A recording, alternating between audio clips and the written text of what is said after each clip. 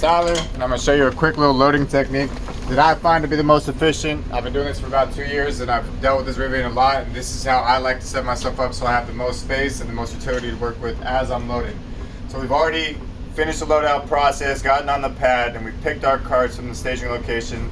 We can get to the screen right here, which will guarantee you that you know what your first tote is, and you can compare it to what the warehouse is giving you on your cart, but you just want to make sure at least your first 2 totes are in order, so then you have the space you need to work with that you can reorganize later as needed if they mess up.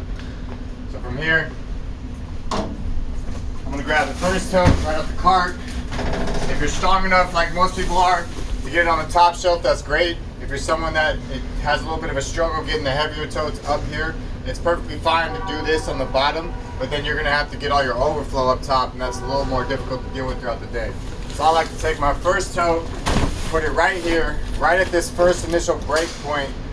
So this is my first start. By the time I open my first tote, I'll have this entire space to organize packages and work with the driver aid number. And then my next 3 totes, I'm just gonna line, and they'll line up perfectly right here.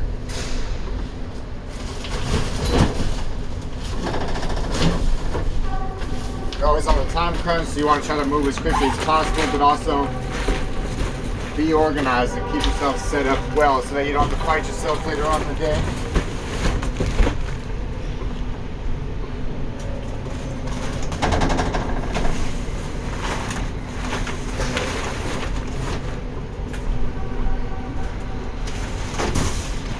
Just like they taught you in class, left to right, top to bottom.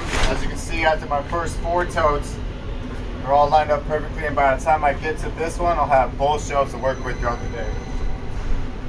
Then, once I get that set up, I just alternate top and bottom.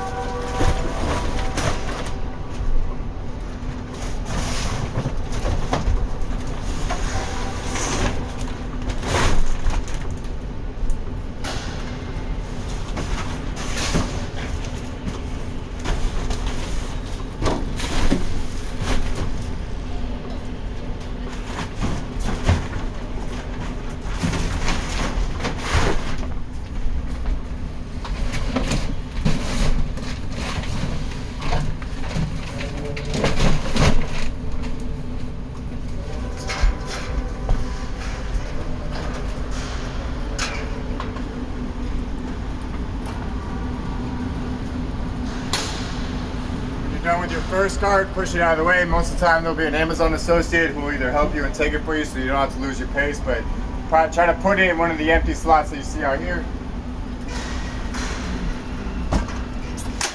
Readjust your next cart to the back of your van so it's easy to access. Lock it in place. Even though we have all this overflow, I like to get my totes situated first so I know how much space I have to work with. And by the time you get to the very end here, because the van likes to jolt throughout the day, these ones, so I don't have to run into them falling off the shelf and ending up on the floor, I like to turn sideways because I can't get more than one in this last space.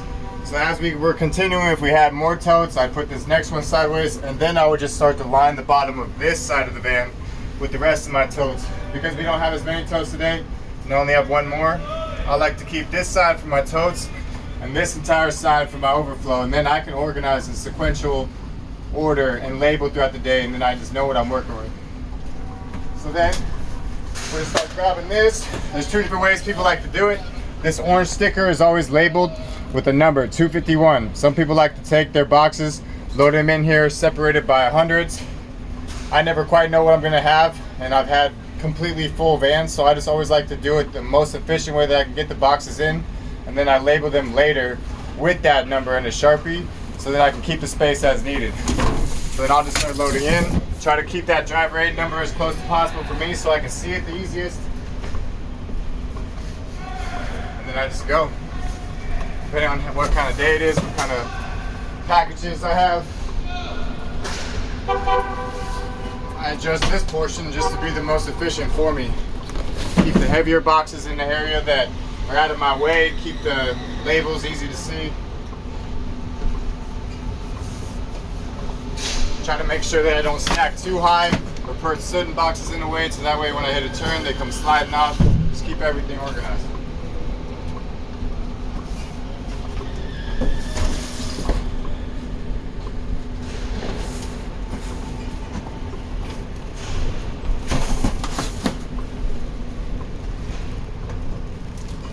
Like I say, this is a system I developed after a lot of trial and error. Each person likes to do it their own way. I would say start with the suggestions that are given and then develop as you go when you constantly run into issues. So I'm taking a longer box that would take up a lot of space on my shelf. Because I have all this extra space, I keep these down here, so they're the ones that are most likely to slide because they're weird. Something like this, not too bad. I'll keep some room for it, keeping it away where I know it's not going to be secured.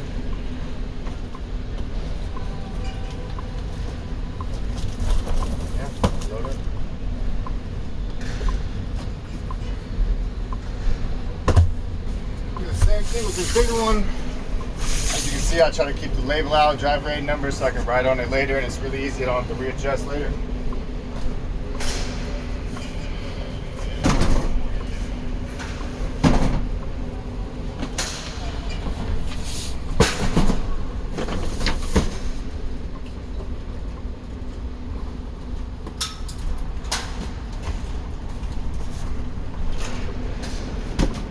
Something like this, you'll notice that the wheel wells are at the back here, and those can sometimes conflict with some of your bigger boxes. So if you ever have something that's like thin enough and good enough to kind of not block the walkway but fit right next to that wheel well, it's pretty convenient to put those there.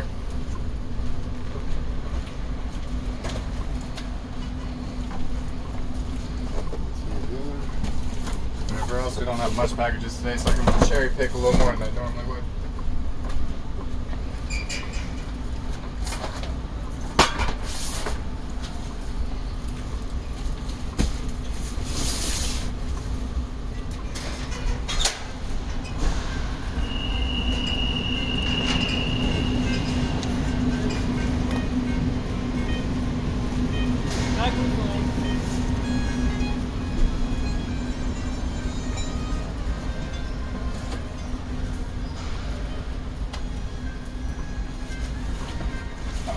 Last part, nice coat, set, keep this on my shelves because it's easier. And the rest of most of these big boxes, fit them in where they go. Try to avoid putting the larger boxes up top. You can, they're usually the heavier ones, or the ones that like to slide. If you absolutely need to, you know, readjust, but